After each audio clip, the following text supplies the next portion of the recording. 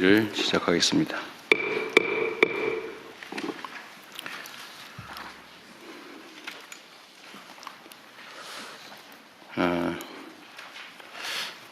많은 국민들께서 기대하시는 것처럼 경제 상황이 조금씩 개선되고 있습니다.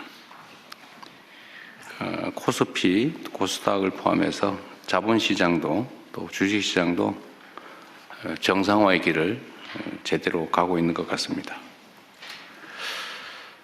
오랜 시간 홀대받던 우리 자본시장이 미래 혁신 산업 성장 그리고 건전한 국민자산 증식을 위한 든든한 토대로 거듭나고 있습니다. 자본시장 정상화를 발목을 잡는 여러 가지 불합리한 제도들도 계속해서 신속하게 개선해 나감으로써 생산적 금융으로의 전환을 한층 가속화해야 되겠습니다.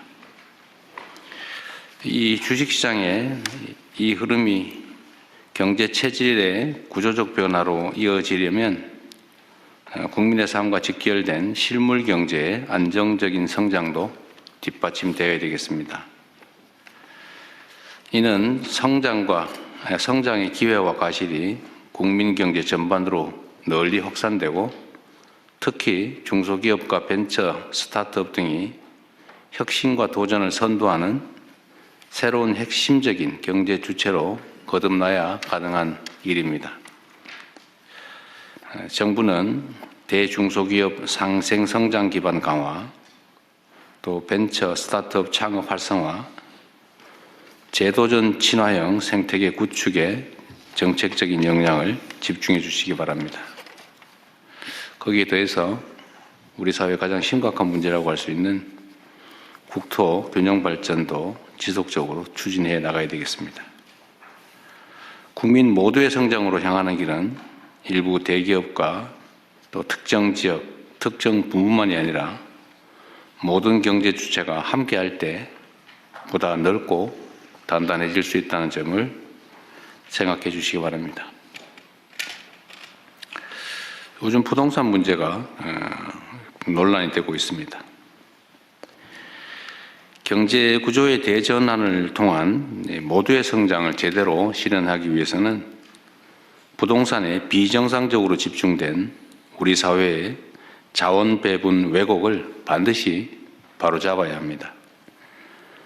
비생산적인 부동산의 과도한 팽창은 필연적으로 건품을 키우게 됩니다.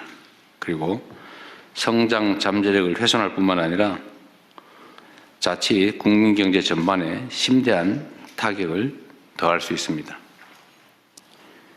이는 나아가 사회 구성원 간의 신뢰마저 손상해서 우리 공동체의 안정까지 뒤흔들게 될 것입니다. 부동산 거품을 제대로 통제하지 못해서 잃어버린 20년 또는 잃어버린 30년을 경험하며 큰 혼란을 겪은 가까운 이웃 나라의 뼈아픈 사례를 반드시 반면교사 삼아야 되겠습니다. 이런 어려움을 피하려면 굳은 의지를 바탕으로 실효적인 정책을 지속적으로 안정적으로 추진해 나가야 합니다.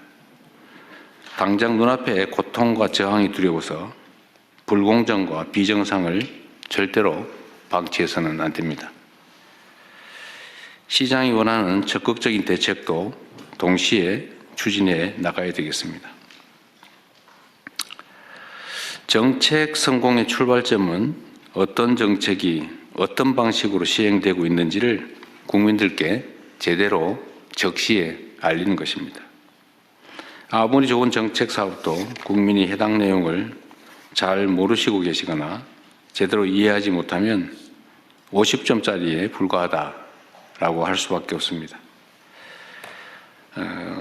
지난해 부처별 정책 소통 평가를 해봤더니 대상기관 47곳 가운데 노동부, 중기부, 경찰청, 기상청을 포함해서 12곳이 우수기관으로 선정됐습니다. 매우 잘하셨고 수고 많으셨습니다. 또 약간 모자란 부처청은 각별히 분발해 주시길 부탁드립니다. 국정의 성패는 국민의 이해 그리고 참여에 달려 있습니다. 정책의 소통과 홍보에 보다 많은 노력을 기울여 주시기 바랍니다. 그리고 정책에 대한 신뢰 확보가 매우 중요합니다. 정책에 대한 신뢰는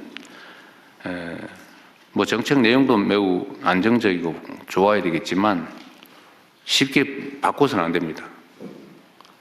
힘들더라도 정책 방향을 정하면 잔파도에 휩쓸리지 말고 또 일희일비하지 말고 굳굳하게 정책의 안정성을 확보해야 합니다.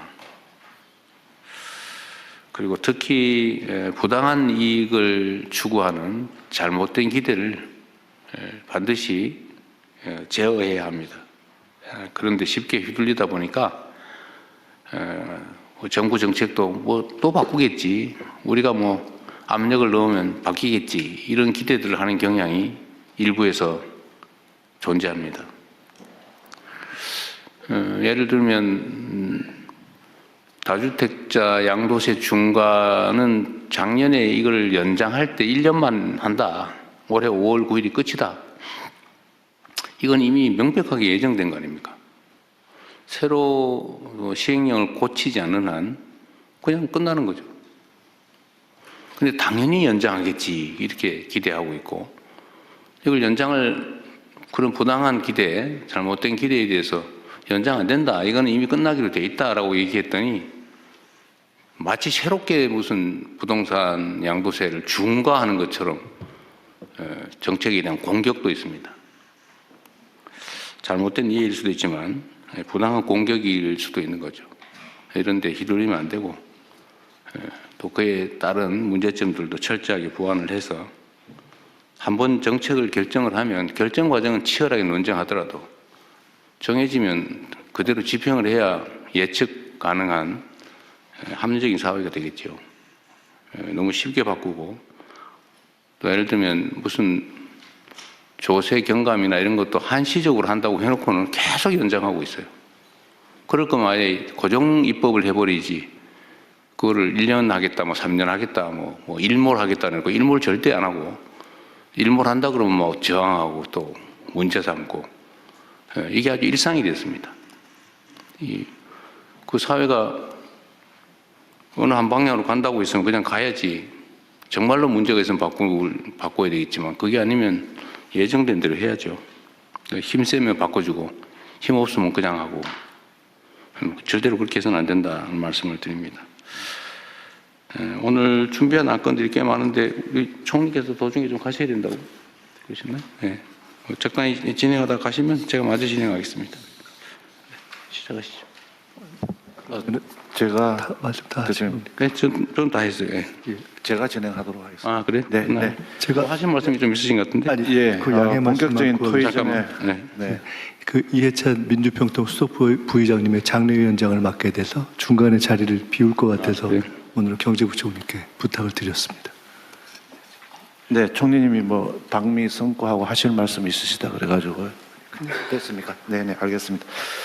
그러면 현안 토의를 진행하겠습니다. 먼저 기본사회 추진 체계 및 추진 방향에 대해 행정안전부 장관께서 발제해 주시기 바랍니다. 요걸 가장 마지막에 하면 어떨까 싶은데 이게 제일 긴 내용이죠. 네, 알겠습니다. 네, 그걸 좀 맨 뒤로 빼고. 네. 네, 그러면 다음 순서 가시죠. 다음은 특사경 도입 확대 논의에 대해 법무부 장관께서 발제해 주시기 바랍니다. 예, 법무장관입니다. 특사경 제도는 전문 행정 영역에 종사하는 공무원 등에게 법률로 정한 특정 범죄에 대한 수사권을 부하여 전문성 수사에 활용하고 일반 경찰이 접근이 어려운 분야 효율성을 제고하기 위해 도입한 제도입니다. 현재 중앙에 한 14,000명, 지방에 6,000명 이상 활동하고 있습니다. 특사경 제도의 특징은 강제 수사를 비롯 국민의 기본권을 제한하는 수사무의 성격상. 잠깐만, 장관님. 그렇게 빨리 얘기하시면 못 알아들어요. 네.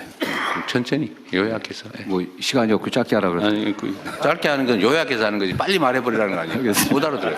네. 가장 중요한 게 실효적 통제 수단을 필요하다는 겁니다. 그래서 지금 현재까지는 검사가 특사경에 대한 지휘권으로 이걸 행사하고 있습니다. 특사경 제도는 수사 비전문가에게 예외적으로 사법경찰관을 부여한 제도이기 때문에 적법 절차의 준수, 인권 침해 예방, 수사 역량 확보를 위하여 검사의 사법 통제의 절대적 수사권을 행사하도록 설계되어 있습니다. 현행 형사소송법 245조 2가 245조 10이 검사의 지휘 대상임을 명시하고 있습니다. 현재 특사경은 행정조직 특성상 수사 관련 군속기간이 짧고 행정 업무와 수사 업무를 병행하고 있는 바 수사 절차 일반, 영장 송치 등 전 단계에서 검사와 협의, 지휘를 거쳐 절차의 적법성과 실효성을 확보하고 있습니다. 그렇기 때문에 특히 민간 분야 특사의 경우에는 적법 절차의 준수나 수사 노하우의 보완 등을 위해 면밀한 사법 통제가 좀 필요한 것입니다. 지금 고용노동부와 검사의 산업안전협의체가 그런 면에서 아주 모범적으로 좀 운영되고 있습니다. 특사경 신규 도입 및 수사권 확대 논의가 지금 진행되고 있는데 비공무원 조직을 중심으로 특사경 신규 도입 또는 권한 확대에 관한 논의가 지금 크게 다시 있습니다. 대표적인 게 잘 아시는 것처럼 금융감독원에서 독자적 인지수사권의 도입과 민생 특사경 도입을 좀 요구하고 있는 상황입니다. 건보공단에서도 의료기관의 불법 개설 범죄에 대한 수사권 부여를 요청하는 목소리가 있습니다. 한국인터넷진흥원에서도 사이버 침해 범죄에 대한 수사권 부여를 요청하고 있습니다. 그러나 수사는 본질적으로 신체의 자유, 사생활의 비밀, 재산권 등 기본권을 직접 제한하는 고도의 공적 작용을 좀 고려할 때 비공무원에게 수사권을 부여할 불가피한 사정이 있는지 권한에 대항하는 통제 방안을 함께 설계하는 것이 아닌지에 대한 수기가 좀 필요한 때입니다. 금감원 같은 경우를 간단히 말씀드리면 금감원 같은 경우는 그 자본시장 특사경 경우 주식시장에 미치는 파급력이 매우 큽니다. 그렇기 때문에 현재는 증권선물위원회나 금융위원 등 국가기관이 먼저 국민의례를 하겠습니다. 모두 국기를 향해 주시기 바랍니다. 국기에 대하여 경례.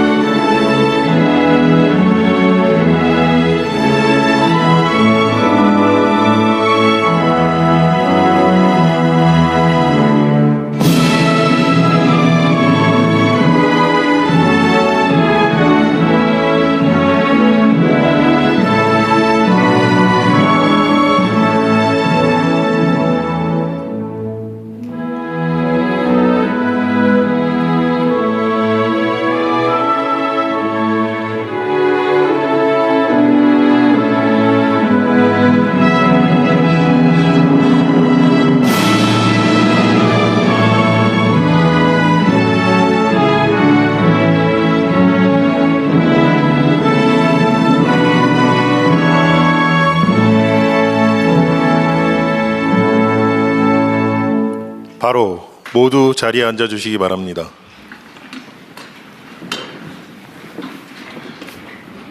제4회 국무회의입니다. 대통령께서 개선언과 함께 모두 말씀을 하시겠습니다. 네, 제4회 국무회의를 시작하겠습니다.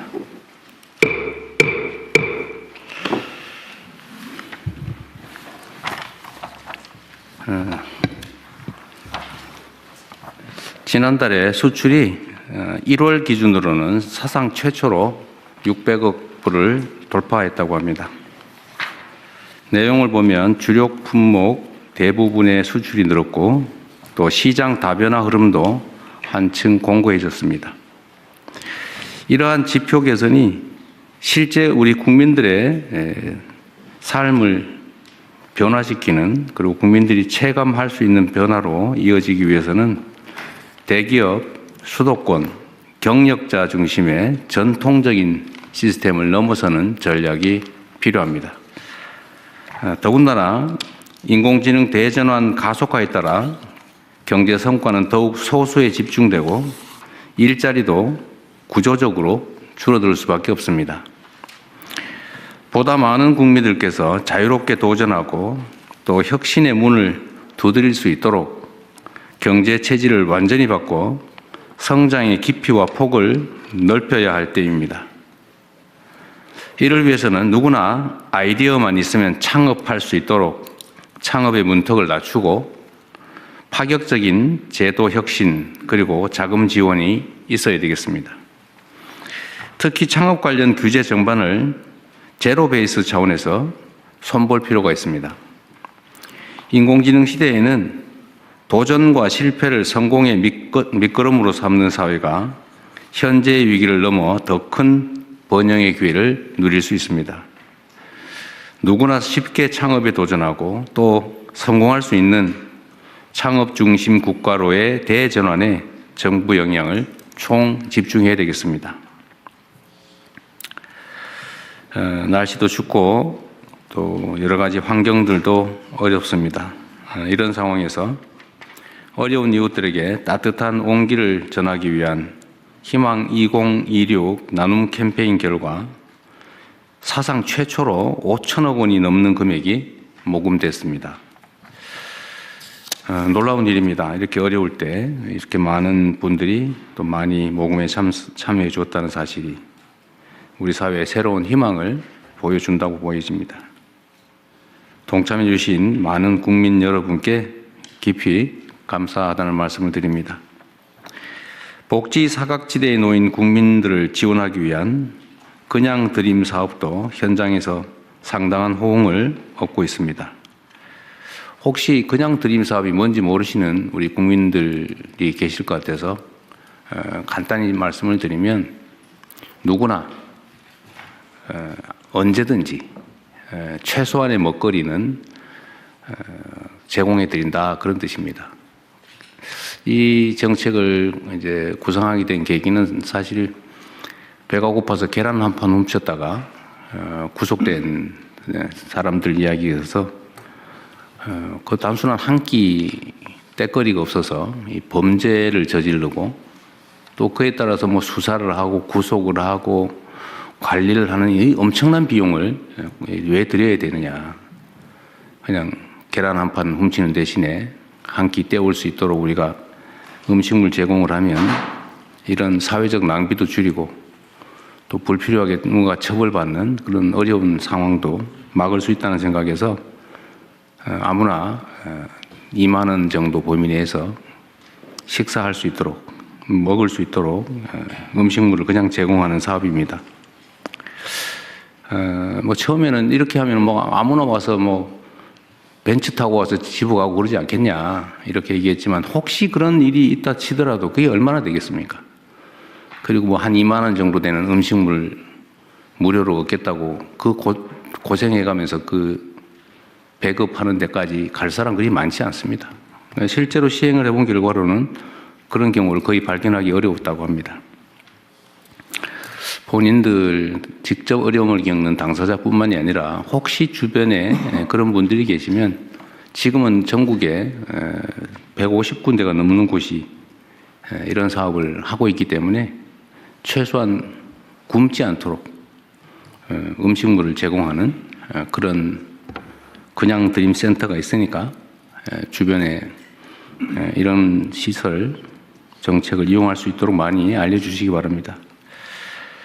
오는 5월에 본 사업을 또 확대합니다. 그 전까지 혹이라도 있는 미비점을 신속하게 보완하고 사업소 확대 또한 적극적으로 검토 시행해 주시기 바랍니다. 희망은 나눌수록 커지고 연대는 실천할 때 더 단단해진다고 합니다. 정부는 더 많은 국민과 기업들이 나눔 문화 확산에 동참할 수 있도록 제도적 유인책 보완 등도 세밀하게 추진해 주시기 바랍니다.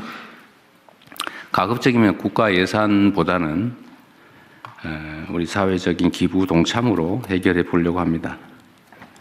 많은 참여 부탁드립니다. 참 그리고 실제 사례 중에 이런 것도 있었습니다.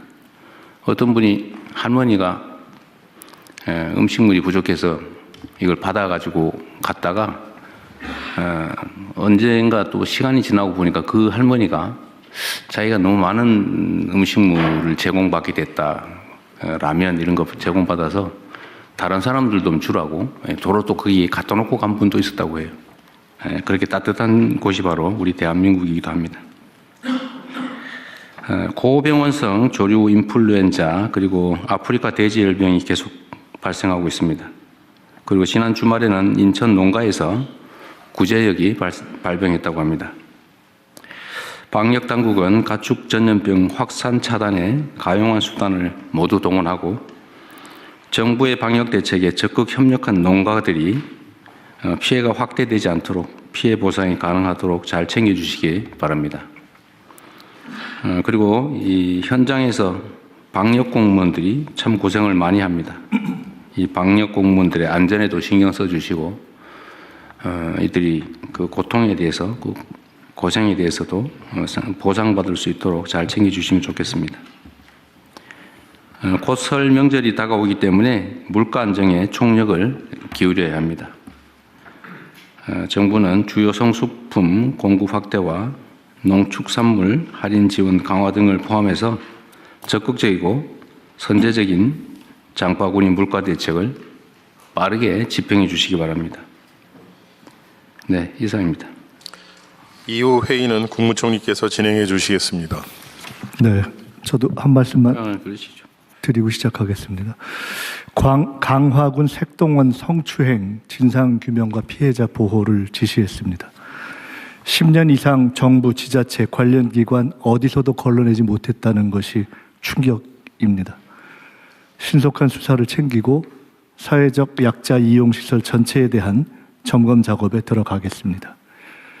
기술 유출 혐의로 원자력 안전기술원 전직 원장이 기소되고 방첩사의 민간인 사찰 흔적이 발견되고 구시대적인 간부 모시는 날이 지자체 등에서 여전하다는 보도가 나왔습니다.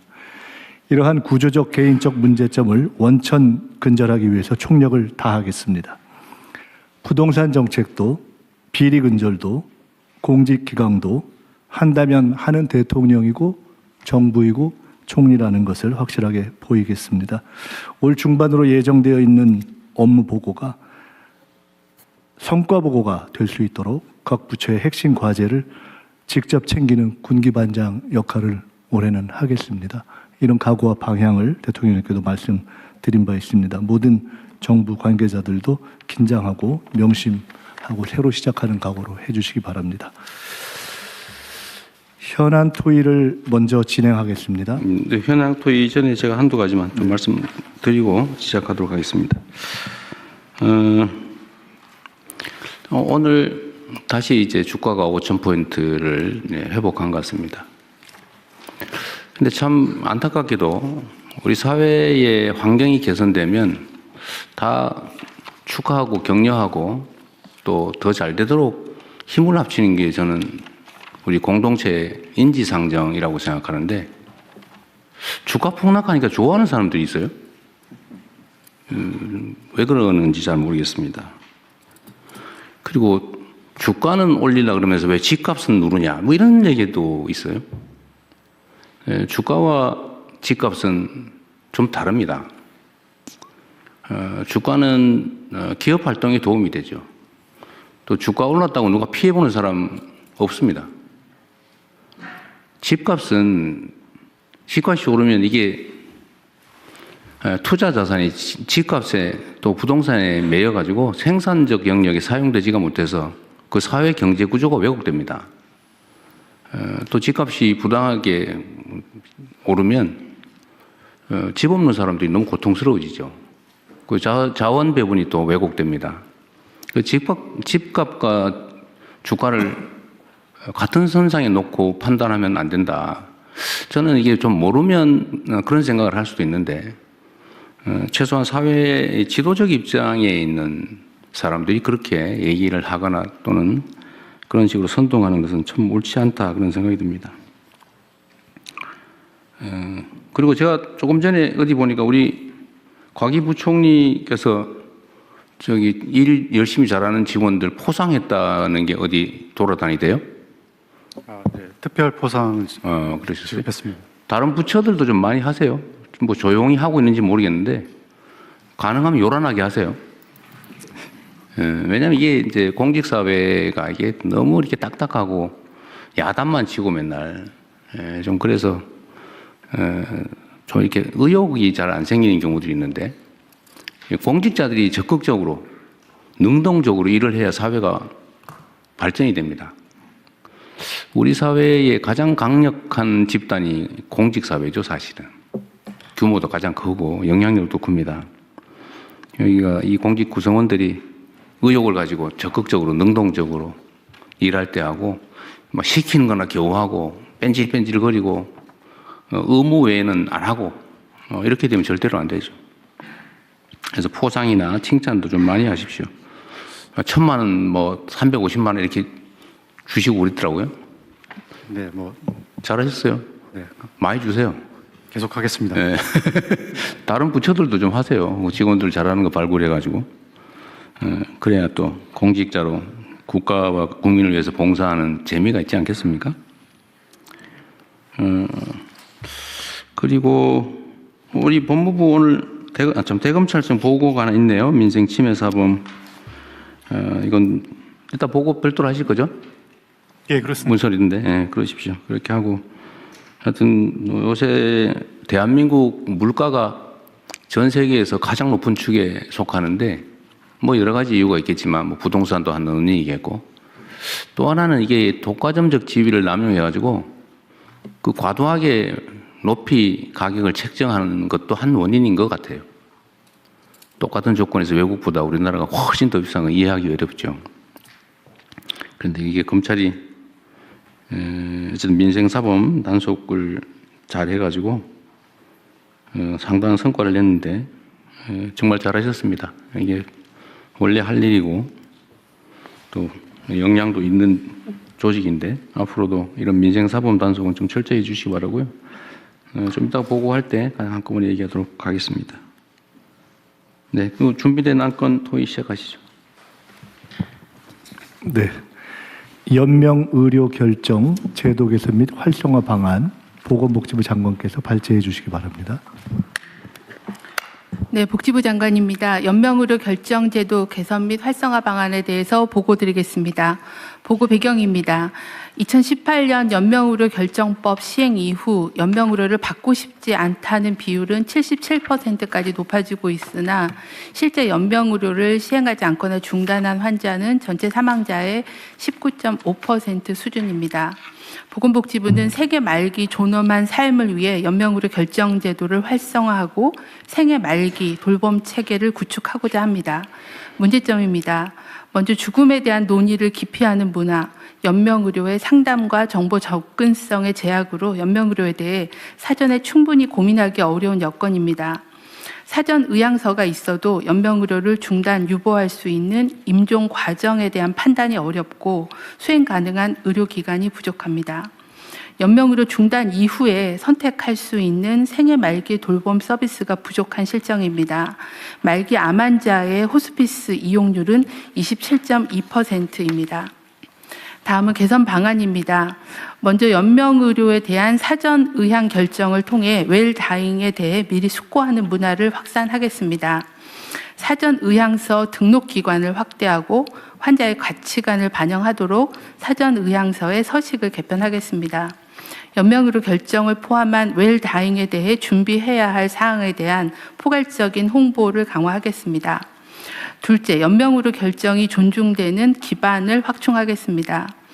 연명의료 계획서 작성하는 시기를 현재의 말기 시점에서 말기가 예견되는 시점으로 확대하고 연명의료, 생애 말기 돌봄 등에 대한 표준 상담 프로세스를 보급하고 상담 활성화 지원 방안을 마련하겠습니다.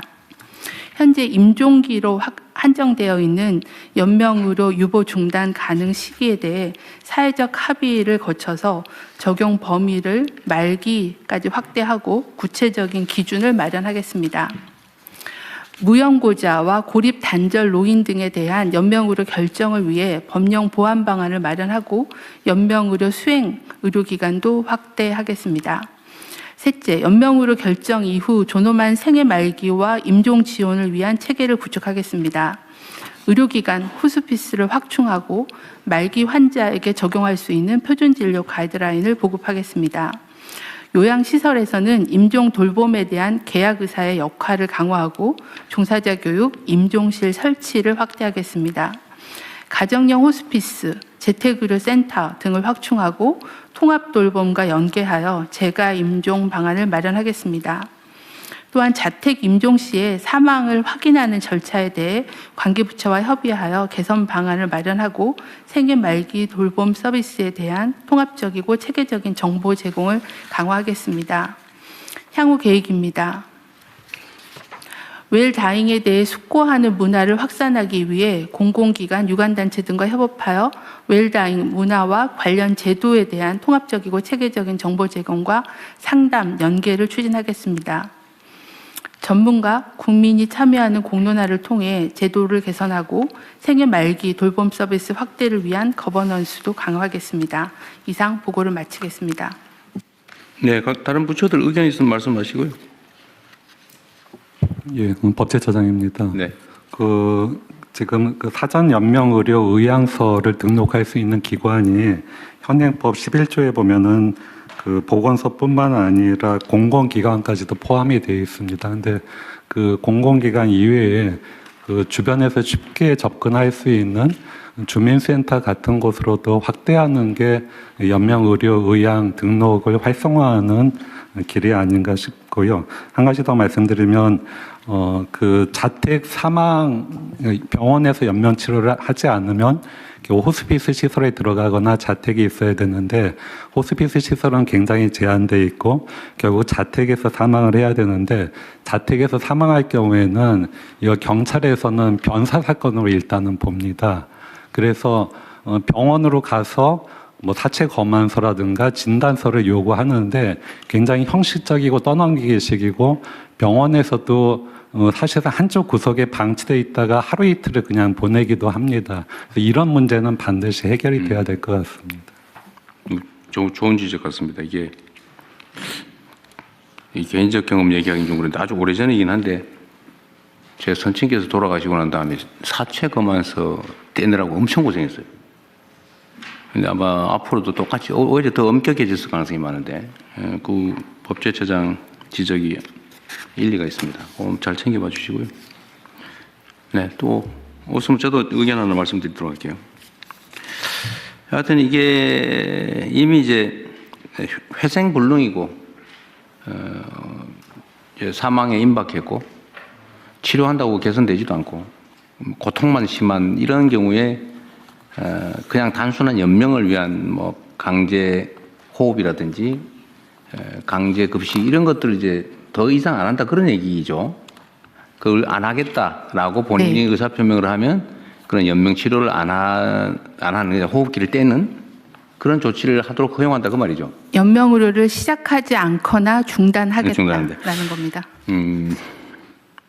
근데 지금 현재 어쨌든 그건 개인적으로도 고통스러운 일이기도 한데 떠날 때 깔끔하게 이렇게 좀 하고 싶은데 그걸 막 지연시켜서 고통스럽다 가족도 본인도 그런 문제인데 좀 그렇긴 하지만 이게 건강보험료 지출도 그 피보험자의 이제 일생을 기준으로 하면 나이 들어서 사망 직전 치료비가 엄청나게 들어가고 그 중에서도 임종 직전이 더 압도적으로 많이 들고 그런다고 하더라고요. 비율이 얼마 정도 됩니까 혹시? 금액을 정확하게 제가 추산해서 기억하지 못하는데요. 이제 사망 직전의 1년이나 그 시기에 치료비가 제일 많이 집행되는 걸로 평가하고 있습니다. 70% 80% 이런 얘기도 있던데. 네, 그 정도 비율입니다. 형님, 돌아가시기 3개월 전에 약 60% 의료 수가를 쓰고 사망을 3개월 전에? 네. 낫지도 않으면서. 그러니까 연명 치료하면 엄청난 비용이 들어가요. 그렇습니다. 이거 본인도 괴롭고 가족들도 힘들고 네. 건강보험료도 그렇고 그런 문제가 있어서 이거를 본인이 원하면 더 이상 하지 않는 걸로 하자. 본인과 가족이 동의하에. 본인도 동의해야 되고 가족도 동의해야 되고. 일단은 본인이 사전에 의향서를 먼저 써놓으면 본인 의사가 확인이 되고요. 그다음에 말기 환자라고 하면 의사하고 상담해서 연명의료 계획서를 환자랑 의사가 쓰면 본인의 의사로 연명의료를 중단할 수 있는데 그걸 사전에 해놓지 않으면은 그다음엔 가족의 동의가 있으면 가능합니다. 하여튼 이건 매우 중요한 제도고 하여튼 이게 불편하지 않도록 또 어쩌면 쉽게 할 수 있는 거 외에 저는 일종의 인센티브라도 있으면 좋겠어요. 그게 뭐가 될지 모르겠는데 사회적으로도 이익이기 때문에 그 점을 잘 조정을 할 필요가 있지 않을까 싶습니다. 네, 현재 저희가 생각할 때는 연명의료를 안 하겠다고 결정을 하면 사망하실 때까지 제대로 된 말기 돌봄이 가야 되거든요.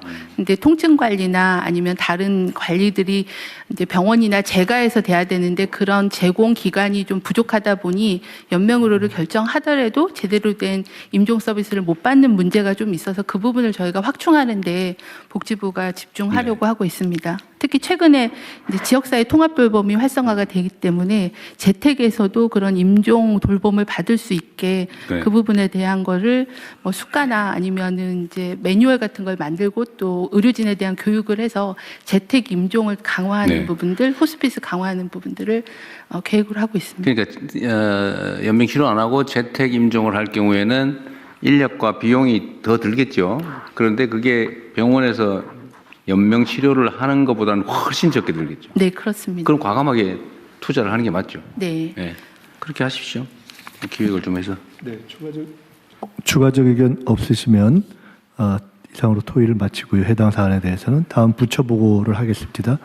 다주택자 양도소득세 중과 유예 종료 및 보완 방안을 재정경제부 장관께서 보고해 주시기 바랍니다. 예, 다주택자 양도소득세 중과 유예 종료 및 보완 방안에 대해서 보고를 드리겠습니다. 다주택자가 보유한 조정 대상 지역의 주택 양도 시에 현재는 이제 기본 세율에다가 2주택자는 20% 포인트를 더 올리고, 그다음 3주택자 이상은 30% 포인트를 올리는 그런 제도를 운영하고 있습니다. 그러나 이 제도가 2022년 5월 9일부터 해서 금년 5월 9일까지 4년간 중과 유예를 한시적으로 유예하고 있습니다. 하지만 그동안에 저희들이 정책을 운영한 결과 정책 신뢰성은 제한되면서 또 비정상적 불공정한 형태의 어떤 그런 유발 현상이 나타났기 때문에 이제는 좀 정상화할 필요가 있다는 이런 생각에서 이번에 이제 중과 유예를 종료할 예정입니다. 그러나 지금 그동안에는 이제 부동산 거래 관행이라든지 또는 최근에 그 조정 지역을 확대한 경과 등을 감안해서 시장에서의 현실은 감안하면서 또 국민 불편을 최소화하는 방안을 저희들이 오늘 제안하고자 합니다. 첫 번째는 강남 3구와 용산 등 기존에 이 제도를 적용하고 있던 지역에 대해서는 원칙적으로 5월 9일까지 잔금을 다 납부해야지만 이 유예를 받을 수 있겠습니다만 너무 기간이 촉박한 관계로 5월 9일까지 계약만 하고 3개월 이내에 잔금 또는 등기를 하는 경우까지도 저희들이 시장에 어떤 할 수 있는 적응력을 높이는 방안을 하려고 하고 있고요. 이 외에 금년 10월 15일에 신규 지정된 조정 지역은 5월 9일까지 계약을 하고 3개월은 좀 짧을 것 같아서 6개월 내에 잔금을 지불하거나 등기를 하는 경우까지 유예를 하는 방안을 오늘 제안을 드립니다. 오늘 국무회의 토의 결과와 여론 수렴 등을 거쳐서 조속히 다주택 중과 유예 종료 방안을 마련해서 법령 개정 등 사후 절차를 추진할 계획으로 있습니다. 중과유예 종료에 따른 토지거래 허가제 보완 그리고 편법 정려 등 이상거래 단속 강화 등 관계부처의 적극적인 협조를 요청드리겠습니다. 이번이 아마 중과를 피할 수 있는 마지막 기회라고 생각하고 아마 이런 기회를 이용해서 국민들께서 중과를 받으시는 일이 없도록 했으면 좋겠습니다. 이상 보고를 마치겠습니다. 재경부 장관님, 네. 말씀 도중에 아마라는 표현 2번 하셨거든요. 예. 아마 없습니다. 아마 없습니다. 알겠습니다. 아마가 아니고 이게 지금 저는 정책의 신뢰나 예측 가능성이 정말로 중요하다고 생각하는데 예를 들면 이게 4년을 유예한 게 아니고 1년씩 3번을 유예해 온 거예요. 1년 이번에는 끝이야. 또 가가지고 또 이번엔 진짜 끝이야.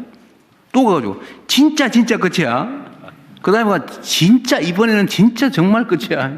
이러면 이게 누가 믿겠냐고요. 그래서 아마 타성이 붙은 것 같습니다. 아마 하지 말라니까. 어쨌든 정책은 약간의 부당함이 있더라도 한번 정하면 그대로 해야 돼요. 보완은 그 후에 다른 방식으로 해야지. 그 자체를 밀어버리거나 변형을 해버리면 정책을 안 믿게 되죠. 네, 그렇게 하도록 하겠습니다. 그리고 믿은 사람만 손해보잖아요. 안 믿은 사람은 득보고 믿은 사람은 손해보고 정부 정책을 잘 따른 사람은 상대적으로는 손해봤다는 느낌 들고 안 따르고 버티고 힘써가지고 바꾸는데 영향을 줘서 바꾼 사람만 득보고 이러면 이게 공정한 사회가 되겠습니까? 비정상적인 사회로 자꾸 하잖아요. 그래서 앞으로는 그런 거 절대 없게 하도록 해야 됩니다. 네, 원칙대로. 원칙적으로 하고 이게 이제 이 문제뿐만이 아니라 다른 문제도 비슷해요. 정책을 준비하고 발표할 때 정말로 치밀하게 시뮬레이션하고 그래서 언제나 레드 팀이 꼭 있어야 됩니다. 반박해보고 그리고 가능하면은 이해관계자들 의견도 다 듣고 또 소위 많은 사람들이 지켜보는 가운데 브레인스토밍을 해가지고 모든 가능성을 다 점검을 해야죠. 그리고 우리 사회는 부동산 투자, 부동산 거래와 관련해서는 정말 수십 년간 만들어준 신화가 있어요. 신화. 불패 신화. 그리고 여기에 또 너무나 많은 사람들이 또는 힘 있는 사람들이 이해관계를 갖고 있기 때문에 정책 변경이 너무 쉬워요. 그래서 사람들이 그렇게 믿게 된 겁니다. 이거 끝나면은 결국은 매물이 잠길 거고 매물이 잠기면은 매물을 팔게 하기 위해서 또 연장할 거고 뭐 이렇게 생각하잖아요. 지금도 사실 그 생각을 하고 있어요. 그리고 5월 9일 지나서 안 하면 어떡할 건데 버티면은 언젠가는 집 거래를 하기 위해서 또 뭐 풀어주겠지 이렇게 믿잖아요. 그래서 이 가능성을 원천적으로 봉쇄해야 됩니다. 그래서 제가 그 말씀을 드리는 거예요.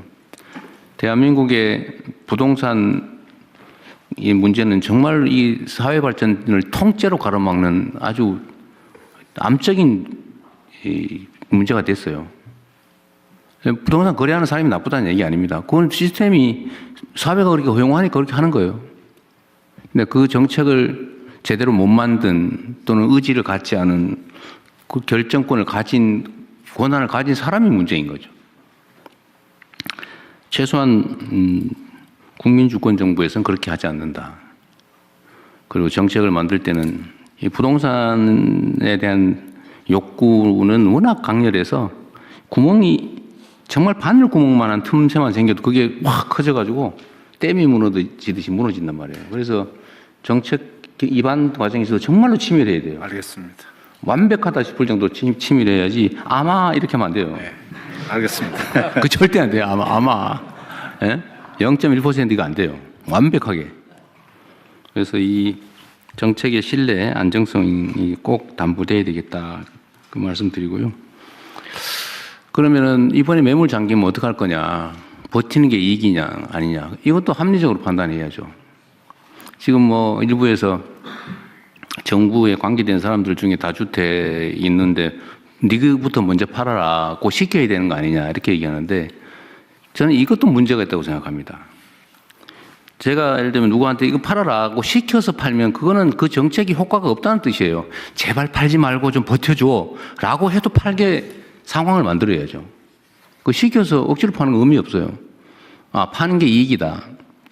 지금 다주택을 해소하는 게 경제적으로 이익이다라고 합리적 판단이 가능하게 제도를 만들어야죠. 그런 제도를 만들 권한이 없거나 제도적 장치가 부족한 게 아니잖아요. 할 거냐 말 거냐만 남는 거지 얼마든지 할 수 있지 않습니까? 다만 이제 정치적인 정무적인 문제가 남겠죠. 그런데 대한민국에서 이 부동산 투기, 부동산 불로소득 공화국이라고 하는 것을 시정하는 것만큼 중요한 국가적 과제가 어디 있겠습니까? 그 이번에 안 하면 완전히 잃어버린 20년 뭐 이렇게 돼가지고 나라가 정말 심각한 위기에 처할 때, 즉 풍선이 터질 때까지는 그냥 그대로 쭉 달려갈 가능성이 높아요. 지금이라도 막아야죠. 그래야 피해가 최소화됩니다. 지금 단계에 할 수 있는 최선을 다하는 거고 버티는 게 손해인 걸 설계를 해야죠. 네. 그거 할 수 있잖아요, 그죠? 네. 지금 규칙 따라서 하는 게 현실적으로 이익이라는 객관적인 믿음을 만들어야죠. 그래서 이번에 또 했더니 또 안 되더라 이러면 이 앞으로 남은 4년 몇 개월 이 국정을 이끌 수가 없습니다. 그래서 반드시 이번에는 완벽하게 합리적으로 공정하게 제도를 설계하고 집행을 하도록 준비를 하시기 바랍니다. 네. 그리고 5월 9일까지 어쨌든 만료를 하는데 계약한 원래는 잔금까지 내야 되는 거긴 하지만 5월 9일을 양보할 수는 없고 5월 9일로 하는데 다만 시간이 너무 짧고 정부에서 이렇게 앞으로 뭐 또 연장하겠지라고 이렇게 부당한 믿음을 갖게 하는데 책임이 있습니다. 이때까지 계속 그랬으니까요. 앞으로도 연장할 가능성이 있다고 믿게 만든 정부가 잘못이 있으니 이번에 한해서 계약한 거는 인정해 주자. 그때까지. 그리고 기존의 것은 3개월. 그러니까 8월 9일까지. 그다음에 작년에 새로 조정 지역으로 편입된 지역은 기간이 짧으니까 거기는 11월 9일까지 6개월까지 잔금이나 중도금을 잔금 내고 등기 내면 면제 중과세 면제해 준다. 어쨌든 그렇게 하시고요. 앞으로는 아마는 없다. 확실하게. 들어가자. 네, 알겠습니다. 그리고 이 과정에서도 어쨌든 요 5월 9일까지 중과세 면제 요 기준은 지키되 불합리한 결과가 발생할 수 있는 예외적 상황들이 있을 수 있잖아요. 어쨌든 그 문제도 일부 검토를 좀 하도록 하시고요. 또 이런 것도 있죠. 버틸 수 있게 그럼 언젠가는 뭐 정권 교체를 한번 기다려보자 이런 것도 있을 수 있어요. 실제로 그럴 수 있습니다. 근데 그게 불가능하게 만들어야지. 근데 뭐 세금 얘기를 지금 하는 건 부적절하니까 하지 말고 어쨌든 할 수 있는 방법은 다 찾는다. 그 세입자 문제 때문에 골치 아픈가 봐요. 네, 그렇습니다. 지금 이 조정 지역에 대해서는 팔게 되면은 당장 자기가 들어가서 살아야지만 됩니다. 그런데 세입자가 있는 경우에는 이 세입자가 있기 때문에 당장 들어가서 살 수 없게 됩니다. 그래서 그런 부분도 지금 살고 있는 세입자의 임대 기간까지는 뭐 예외적으로 한다든지 해서 그 이유는 반드시 들어가게. 어쨌든 5월 9일까지고 무조건 5월 9일까지인데 세입자들이 6개월 안에 못 나갈 상황 또는 3개월, 6개월 안에 못 나갈 상황 그런 경우에 대한 보완 방안 대안은 한번 검토를 해보시죠. 네, 그렇게 하겠습니다. 그러나 5월 9일은 변하지 않는다. 네. 5월 9일은 확실하게 지키겠습니다. 확실하게. 아마 바뀌는 일은 없을 것이다. 알겠습니다. 네. 또 추가할 거 혹시 있으신가요? 네, 다른 의견 없으시면 재경부 장관께서 보고에서 제안하신 내용에 그렇죠. 저 하나 물어볼게요. 이게 제가 지금 이제 며칠 사이에 한 하루 이틀 사이에 또 바뀌긴 했는데 처음에는 이제 일부 보도상으로는 뭐 대통령이 저거 얘기해봤자 뭐 매물도 나오는 거 없고 막 저 분명히 매물 잠길 거고 이번에는 또 연장을 해야 된다 뭐 저 다주택자들의 저 눈물은 어떡할 거냐 뭐 이런 회개한 얘기들이 있었는데 어제 정도부터 그 현장에 매물이 많이 나왔다는 보도들이 나오기 시작했어요. 보도가 제가 알기로는 그 이전에 이미 사실 매물들이 많이 나왔거든요. 그 통계청이나 아니면 어디서 뭐 자료 수집하는 데서 이 매물 증가하는 거 이런 거 통계들 있나요? 거래 통계는 있을 수 있는데. 예, 있습니다. 그래서 한번 얘기해 보실래요? 어떻게 변화되고 있는지? 현재 그 이번에 그 서울 전체적으로 매물이 좀 줄긴 했는데요. 강남 3구하고 용산 쪽에서는 전체 평균 대비 11.74%가 매물이 늘어났다고 보고되고 있고요. 평시보다 11.74%예요. 늘어났다. 네, 송파가 15% 상향이 되고요. 15%나 늘어났다고요? 네, 용산은 4.19로 해서 좀 낮고 그렇습니다. 용산하고 강남 3구가 매물이 늘었다는 건 굉장히 중요한 포인트입니다. 10몇 %, 두 자릿수로 늘었다 매물이. 네. 앞으로 더 늘어나겠죠. 그럴 거로 저희는 그래서 실제적으로 늘어나는 것도 더 늘어나고 있잖아요. 그죠? 네. 오늘 이 국무회의를 기점으로 좀 더 늘어나겠죠. 네, 저 대통령님, 행안부 장관입니다. 제가 이 검토를 해보다 보니까요, 이게 왜 5월 9일이냐. 네. 왜 5월 9일? 네네. 지난 정부가 시작한 날입니다. 이게 5월 30일인가 31일 날 시행령 개정을 했는데 소급해서 5월 9일부터 적용을 한 겁니다. 그러니까 이게 일종의 그 정권 이 자본에 대한 기념품으로 다주택자들한테 선물을 준 이런 케이스입니다. 근데 이게 어떻게 가능하냐면 분명히 조세는 법률주의인데 법률로 정해야 되는데 다주택자에 대한 규정이 시행령에 규정이 되어 있습니다.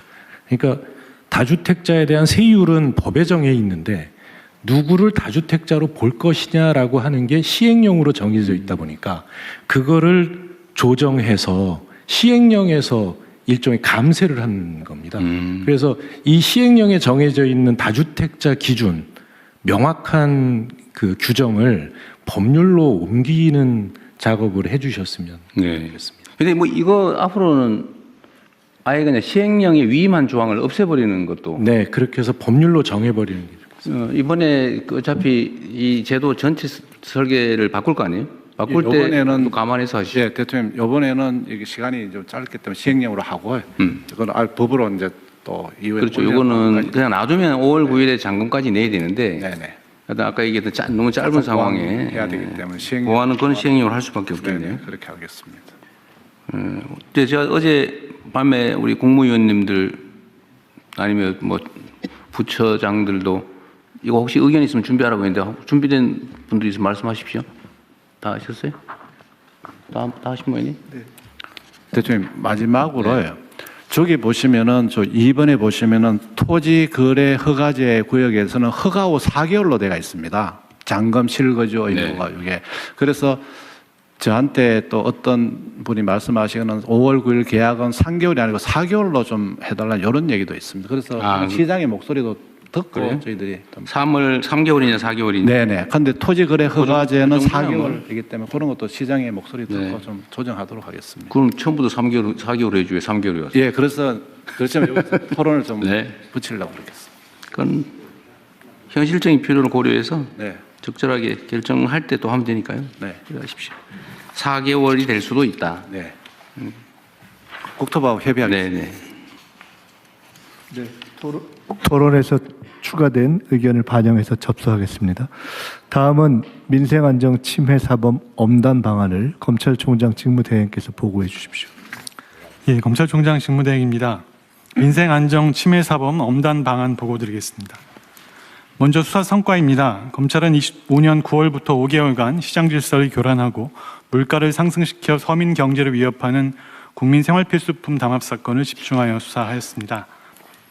설탕과 밀가루의 가격 담합으로 인해서 식품 물가 전반을 뒤흔들고 전기료의 상승으로 인해 가게를 위협하는 한전 입찰 담합의 전모를 밝혀 총 52명을 기소하였습니다. 설탕 가격의 담합 규모는 약 3조 2,700억 원, 밀가루는 약 6조 원, 한전 입찰 담합은 약 6,700억 원의 규모에 달하는 사실을 규명하였습니다. 사안별 개요와 수사 경과는 아래에 보시는 표와 같습니다. 가격 담합으로 인해서 담합에 가담한 법인들은 막대한 이득을 취득한 반면 식료품 물가 및 전기료 상승 등 피해는 소비자인 국민들에게 전가된 사실을 확인했습니다. 담합 발생 전 대비 설탕 가격은 최고 66.7%, 밀가루 가격은 최고 42.4%까지 인상되었습니다. 한전 입찰 담합의 경우에는 담합 업체들의 평균 낙찰률이 약 96%에서 담합 종료 후에는 67%까지 낮아진 사실을 확인하였습니다. 다음으로 제도 보완 방안입니다. 담합으로 인한 공정거래법 위반죄의 법정형은 3년 이하의 징역 또는 2억 원 이하의 벌금으로 해외 주요 국가들의 법정형에 비해서 매우 낮은 수준입니다. 경쟁 질서를 심각하게 침해하는 담합범죄를 근절하기 위해 담합범죄의 법정형을 상향하는 내용의 개정 논의가 필요한 상황입니다. 참고로 미국의 그 반독점법 위반으로 기소되는 통계를 보면 개인의 수가 법인보다 월등히 많고 개인은 54.6%에게 실형이 선고되고 있는 실정입니다. 설탕과 밀가루 가격 담합 업체들 중에 일부는 과거에 수차례 적발에도 불구하고 재범에 이른 점에 비추었을 때 법인에 대한 과징금이나 벌금 처분만으로는 근절이 어렵습니다. 그래서 실제 범행을 실행한 개인에 대한 형사처벌도 강화가 필수적입니다. 마지막으로 부당이득 환수 방안입니다. 담합 근절을 위해서는 담합으로 얻은 부당이득 박탈, 즉 범죄 수익의 환수가 필수적입니다. 다만 담합으로 인한 범죄 수익의 특정 어려움으로 인해서 실제 범죄 수익 환수가 이루어진 사례는 확인되지 않았습니다. 입찰의 경우를 예를 들면 낙찰가액 자체가 수익이 아니라 정상적인 경우의 낙찰가액과 담합으로 인한 낙찰가액의 차액을 법원에서는 요구를 하고 있는데 그 정상적인 낙찰가액이라는 것이 여러 가지 가정적 상황을 전제로 산정할 수밖에 없어서 구체적 산정에 어려움을 겪고 있습니다. 담합행위로 인한 부당이득의 구체적인 산정 기준을 마련해서 적극적인 몰수 추징으로 범죄 수익을 철저히 환수하도록 하겠습니다. 이상 보고를 마치겠습니다. 이건 논의할 게 꽤 많은데요. 일단은 우리 공정거래위원회, 아니 먼저 이거부터 하죠. 법정형을 상향하는 거는 법제처가 좀 준비를 하든지 해가지고 정부 입법으로 하든지. 공정거래위원회가 상향 그 준비해서 보고를 했습니다. 그럼 공정거래위원회가 지금 발표를 먼저 하실래요? 예. 준비한 게 있으면 어떻게 할지? 제 발표 자료가 여기 준비되어 있는지 모르겠는데 그 설탕 사건은 그 24년부터 공정위가 조사해 왔고 24년 말에 이제 공정위와 검찰에 그 자진 신고가 들어왔었고요. 공정위 조사는 지속돼서 25년 9월쯤에 이제 마무리 단계였고 그때 이제 검찰이 그 고발 요청을 했고 공정위 고발했고 그래서 이제 검찰 고발과 공정위 조사 마무리도 동시에 진행되고 있습니다. 공정위 심의는 2월 11일 날 있습니다. 밀가루 사건은 제가 취임한 후 첫 번째 직권조사 사건이고요. 10월부터 공정위 조사가 시작되었고 지금 조사 마무리 단계이고 검찰 고발 요청도 최근에 들어왔고요. 그래서 공정위 고발했고 검찰도 지금 조사하고 있고요. 그래서 밀가루는 3월 초쯤에 공정위 조사는 완료될 거고 심의는 한 그로부터 2개월에서 3개월 후에 진행될 예정입니다. 가스 절연 개폐 장치 같은 경우는 공정위 과징금 처분이 이미 25년 1월에 완료됐고요. 그래서 400억 조금 못 되는 과징금이 부과되었고 6개 법인이 24년 말에 고발되었고요. 지금 검찰 조사도 지금 진행되고 있습니다. 지금 그 관련 부당이익 환수를 위해서는 현행 그 담합은 관련 매출의 20%까지 그 과징금을 부과할 수 있습니다. 그래서 지금 현재 이런 과징금 상한을 20%에서 30%로 상향하는 공정거래법 개정안을 준비 중이고요. 그리고 실효성 있는 과징금 부과가 될 수 있도록 시행령과 과징금 고시 등을 통해서 상한에서 너무 낮아지지 않도록 담합의 중대성이 중간이나 심각할 때는 하한까지 둘 수 있는 시행령 혹은 과징금 고시를 개정하도록 할 것입니다. 그리고 물가 원상 복구를 위해서 공정위가 지금까지 이제 가격 재결정 명령을 아주 소극적으로 활용했었는데 지금부터는 보다 적극적으로 가격 재결정 명령을 시정 명령으로서 활용할 수 있도록 그 참고로 있는 그 시정 조치 운영 지침도 좀 개정할 예정입니다. 그리고 이상입니다. 우선 제가 궁금한 거 아까 과징금을 400억 했다는 게 어떤 거에 대한 400억이에요? 한전의 가스 절연 개폐 장치 담합 사건. 오늘 이 사안 아니고 이 사안까지 한전의 입찰 담합 이 얘기하는 그 사안 맞습니다. 그 사안입니다. 담합 규모가 6,776억인데 400억 했으면은 몇 프로이기? 391억 정확한 액수는 391억이고 7%밖에 안 돼. 예, 그렇습니다. 왜 7%밖에 안 했어요? 여기 20%까지 할 수 있다면서요?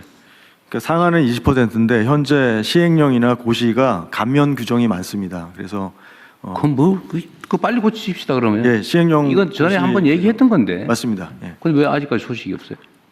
고치는데 상반기에 고치도록 하겠습니다. 고시 뭘 상반기에 해요? 지금 바로 하지. 준비 안 돼 있어요? 작년에 제가 얘기했던 건데. 준비돼 있고 지금 시뮬레이션을 통해서 그 사건들을 적용해서 그거를 시행령이나 규칙에 너무 자세히 정할 필요 없잖아요. 예, 예.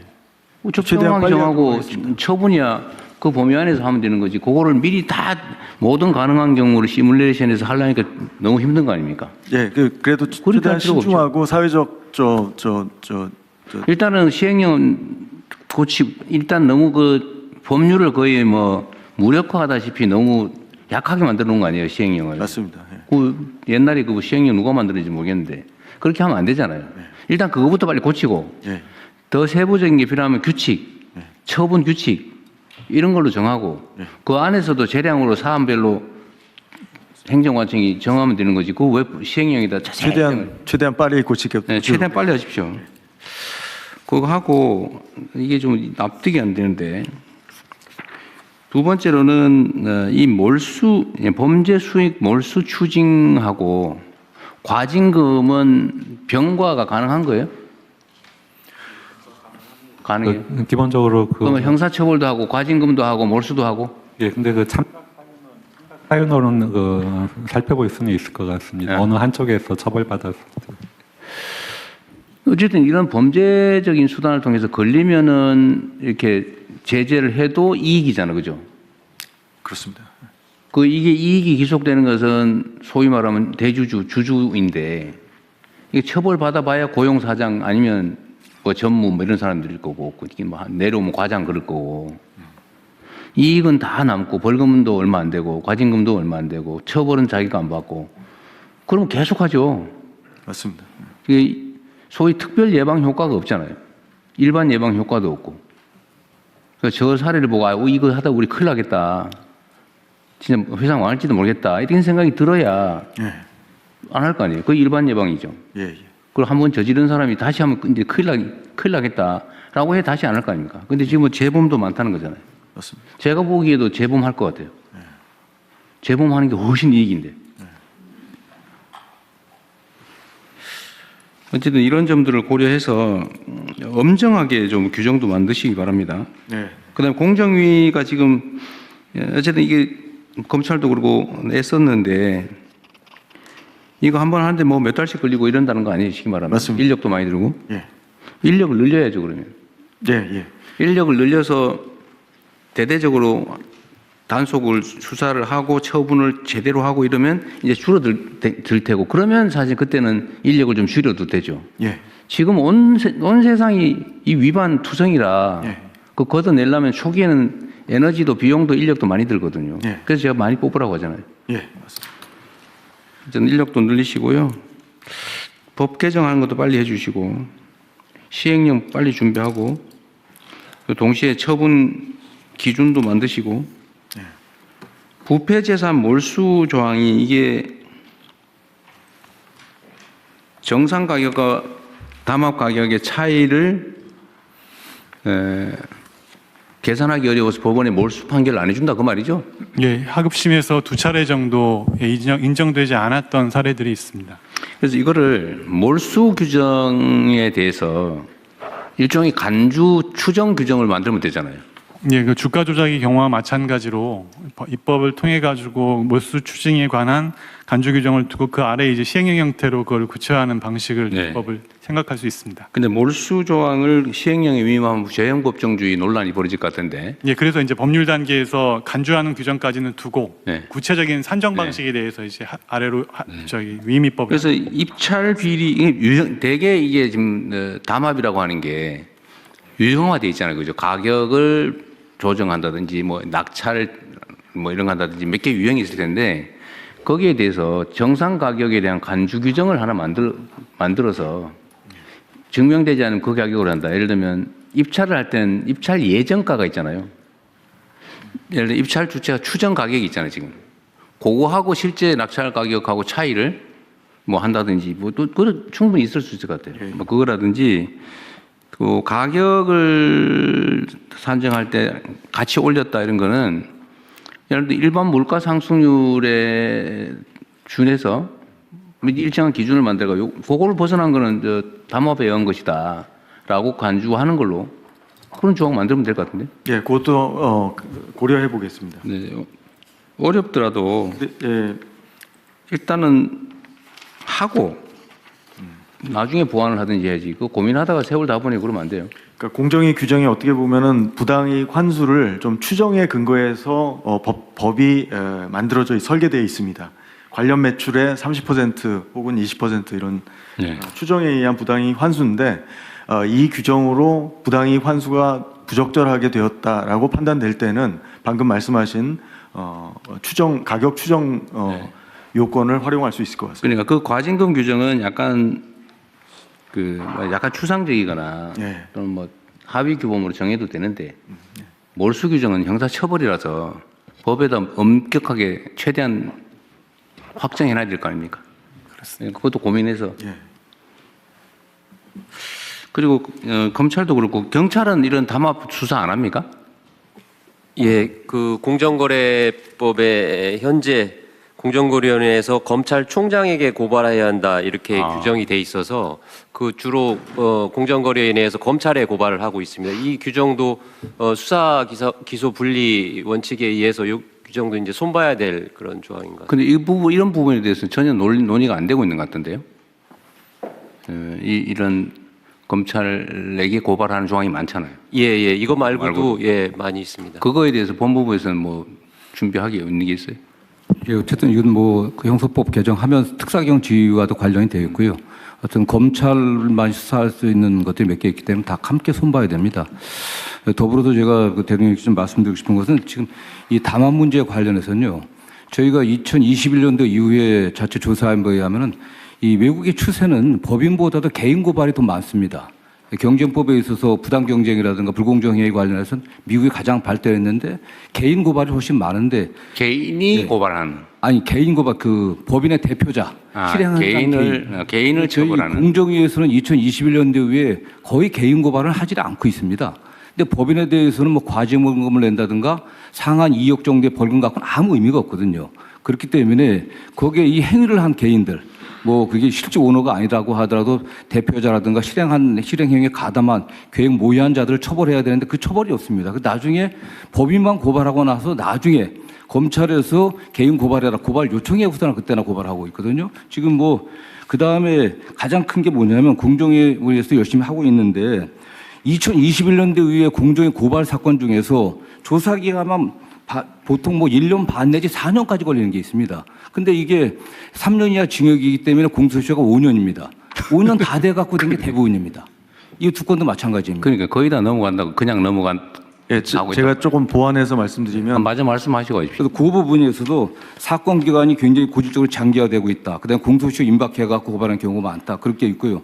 지금 뭐 공정위원장은 뭐 조사를 여기 나온 것처럼 담합이 지금 오랫동안 됐었는데 강제수사 이 표 보면 나오세요. 강제수사 지금 보여주시면 게시일 중에서 수사 기간은 대개 뭐 얼마 되질 않습니다. 실제로 굉장히 급박해갖고 저희들이 수사를 했는데 이 자체 촉발하고 하는 게 이 리니언시 때문에 면책 조항이 있어갖고 다른 경쟁사에서 조그만 경쟁사에서 자체 제보를 검찰에 한 겁니다.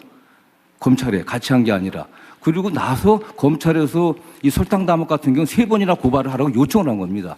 그래서 이게 고발이 된 거기 때문에 이 과정이 있어서 정말 신속하게 처음부터 개인까지 같이 고발하고 그다음 처음부터 이게 경찰이라든 검찰이라든 간에 긴밀하게 협조하지는 안 됩니다. 워낙 이게 압수수색할 양들이 굉장히 방대하거든요. 그리고 조사해야 될 게 많기 때문에 그런 면에서 이 조사라든가 공정위 조사와 검찰이든 경찰이든 초기부터 협력 단계 그런 구조가 좀 만들어져야 됩니다. 현재 그게 없습니다. 예, 공정위원장. 예, 뭐 지금 검찰에서 적극적으로 개인 고발을 하게 된 것에 대해서 저는 뭐 잘했다고 판단하고요. 그리고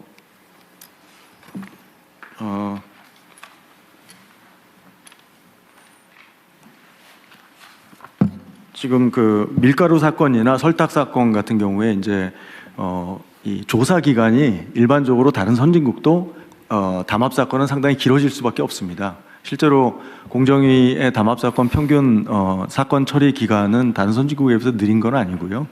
실제로 그 검찰에 이제 자진 신고했을 때 일반적으로 같이 신고합니다. 공정위하고 검찰하고 이게 일반적인 행태고요. 설당 사건의 경우는 자진 신고 1순위, 2순위가 검찰하고 공정위가 달랐습니다. 그거 이제 자, 그런 얘기는 그냥 됐고요. 네.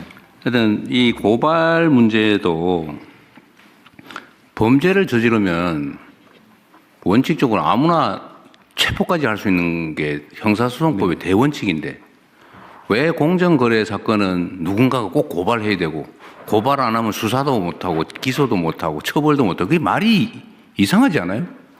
저번에 제가 공정위원장님한테 그 얘기하면 취임 초기에 물어봤잖아요. 예. 전속 고발권 왜 그런 게 필요하냐? 예. 그러니까 지금은 과거에는 고발권 독점했는데 지금은 그렇지 않습니다. 지금은 이제 검찰에서 고발 요청이 오면 공정위는 고발을 할 수밖에 없습니다. 지금 형량법상. 그리고 중기벤처부 장관도 고발 요청을 하면 저희가 고발할 수밖에 없습니다. 그러니까 지금 고발권 독점은 지금 실질적으로 작동하지 않고요. 그런데 예를 들면 밀가루나 설탕 이런 거는 중소기업하고는 관계가 없고 일반 소비자가 피해를 보는데 소비자들은 그 비싼 빵 먹었지 않습니까? 네. 이때까지. 맞습니다. 근데 그 소비자들은 그걸 알아도 고발도 못 한다는 거 아니에요? 왜 고발을 꼭 해야 됩니까? 그러니까 이 공정위 권한이 너무 커요. 그 전속 고발을 폐지하든지 아니면 일정 숫자 이상의 국민들한테 고발권을 주든지 뭐 그렇게라도 좀 풀어야지 이거를 제가 얘기를 들어보면 인력 부족 뭐 너무 많아서 그런다는데 아니 그렇게 너무 많이 위반하는 사회가 이상한 사회지 그걸 고쳐야지 어떻게 너무 많아서 고발된 사건만 그러면 자의적이 되잖아요. 다 위반하는데 이 중에 미운 사람 뭐 특별히 이유 있는 사람 거기만 고발해서 처벌하고 나머지는 해당도 그게 말이 됩니까 그게? 그게 정상 사회가 아니죠. 하여튼 지금 현재 공정위에서 고발권을 확산시키는 방향으로 지금 제도 개편안을 만들고 있습니다. 특히 지자체 쪽으로 고발권을 좀 확대하는. 좋은데 너무 오래 걸린다 그 말이에요. 예. 이거 제가 얘기한 지 몇 달 된 것 빨리 같은데. 하겠습니다. 예. 어쨌든 그것도 좀 챙겨 보시고요. 예. 이게 이 부분만이 아니고 이런 게 너무 많아요. 이 권한을 가진 사람들이 자의적으로 누구는 봐주고 누구는 선별해서 하고 이렇게 하면 그 사회가 정상적인 사회가 아니잖아요. 그 권력 남용의 가능성도 커지고. 이게 업무보고 때 제기하셨던 문제인데요. 속도하고 그다음에 내용을 전속고발권 문제는 조금 공정위만 보는 것이 아니라 같이 볼 필요가 있는 것 같아서 함께 챙겨보겠습니다. 그러십시오. 그러면 속도가 총리실에서 좀 챙겨서 어쨌든 기업 운영 영역에 이런 체계적인 범법 행위에 대해서는 왜 저는 사회적 폐해나 이런 게 훨씬 더 큰데 저 계란 한 판 훔쳐먹은 서민하고는 차원이 다르잖아요. 근데 계란 훔친 사람은 꼭 잡아 처벌해. 근데 기업들이 국민을 상대로 이렇게 그 거대 범죄를 저지르는 건 뭐 이리 장애물이 많아요, 처벌하는데. 근데 이거 근본적으로 좀 신속하게 획기적으로 좀 바꾸시면 좋겠어요. 네. 그러면은 마지막으로 지금 밀가루 설탕은 지금 이제 과징금 처분을 아직 안 한 거잖아요, 그죠? 안 했습니다. 설탕은 2월 10일 전원회의가 있어서 그때 심의가 이루어집니다. 2월 10일? 10일. 그동안에 시행령을 안 바꿔놨으니 옛날 시행령에 의해서 이것도 경미하게 결국 과징금 처분할 거 아닙니까? 제가 최대한 부당이익 환수를 할 수 있는 것으로서 최대한 신중하게 검토. 과징금 처분의 기준을 우리가 바꾸면 그 내부 처분 기준인데 시행령으로 해놨으면 그것도 법규라서 거기에 따르지 않으면 또 취소 사유죠. 예. 법제처장님 어떻습니까? 그러죠. 예. 그게 빨리 고쳤어야지. 근데 만약에 처분 기준을 바꾸면 바꾸기 전에 벌어진 일도 바뀐 시행령 규칙에 의해서 처분을 할 수 있는 거죠, 이론적으로? 실제로 법원에 소송으로 가게 되면은 그거는 그 행위 소급해서 당시 불이익을 규정으로 해요? 준 걸로 봐서 효력을 인정 안 하려고 할 것 같습니다. 행위 당시 기준으로 한다고? 예. 차관이 이건 뭐 어쨌든 방법을 좀 찾아서 최대한 신속하게 하십시다. 예, 최대한 엄중하게 네. 저 경종을 울리는 그런 결과를 내도록 노력하겠습니다. 진짜 경종 울려가지고 종 울리면 놀래야지. 이거 안 놀래 이게. 예, 저 굉장히 심각하게 보고 있습니다. 이 사건에 대해서. 종 소리를 놀래야 경종이지. 네. 네. 예. 다른 의견 없으시면 진행된 논의 반영해서 저희들이 진행하겠습니다. 접수하겠습니다. 다음은 외국 어선 불법 조업 경제적 제재 강화 방안을 해양수산부 차관께서 보고해 주십시오. 네, 해양수산부 차관입니다. 외국 어선 불법 조업 경제적 제재 강화 방안을 보고드리겠습니다. 먼저 검토 배경입니다.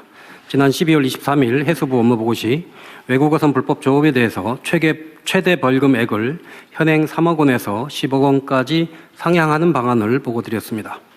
이에 대해 대통령님께서 과징금 제도를 도입을 하고 필요시 금액도 더 상향하는 등 경제제재 강화 방안에 대해서 검토를 지시하셨습니다.